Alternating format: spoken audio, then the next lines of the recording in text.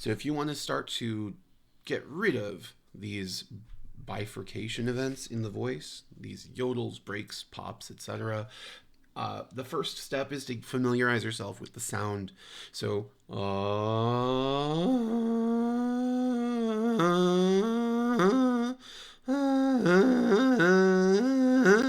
I'm just literally living right at that break, right where I notice in my own body that break first wants to potentially start. And I'm riding that line and going from kind of one side of the fence and jumping over to the other side of the fence and starting on that side of the fence and jumping back over and just kind of flip flopping back and forth, inducing this break intentionally.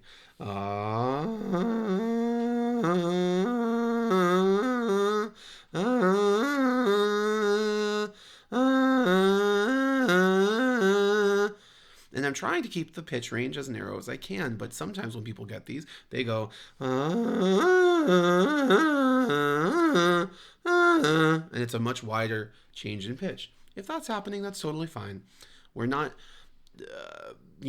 trying to micromanage this too much. We're just trying to experience, right, what wants to happen. So we can start to make some predictions about how to address this issue. So as you start to slide up, we want to see, okay, if that's where the pitch range is happening and, the pitch range it's happening at, totally fine. Let's see if we can really start to cultivate a sense of how to address this. There are two primary strategies to kind of tackle this sound. And the first is changing weight. Typically, people can achieve this more adducted sound if they aim for a heavier weight. I'm avoiding that sound completely. I know I'm not gonna any time I'm gonna get risk that break until I take it a little higher, actually. And that's the other way that will sometimes manifest. So two primary ways that this break or yodel wants to happen: changes in pitch, so as the pitch gets higher and higher and higher, and changes in weight as the weight gets lighter and lighter and lighter. So those are the two strategies we're going to try. We're going to slide up first very heavy. Take it as high as you can and see what pitch you get to. You might feel that break happen suddenly.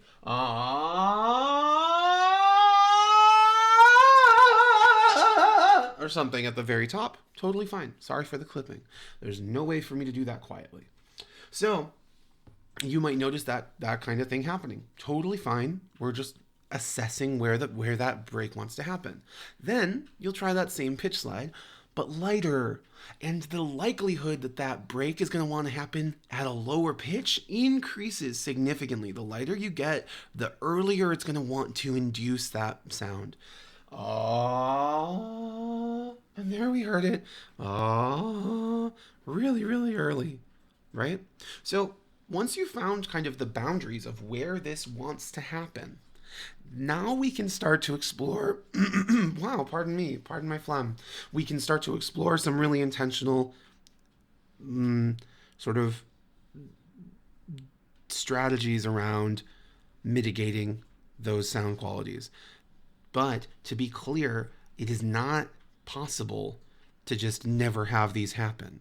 We want to learn when they want to happen and learn how to kind of maneuver around them so that we can just be aware of them, right? But especially early on, I expect them to happen, right? I'm not trying to be like, okay, this one solution is going to be the thing that solves it forever.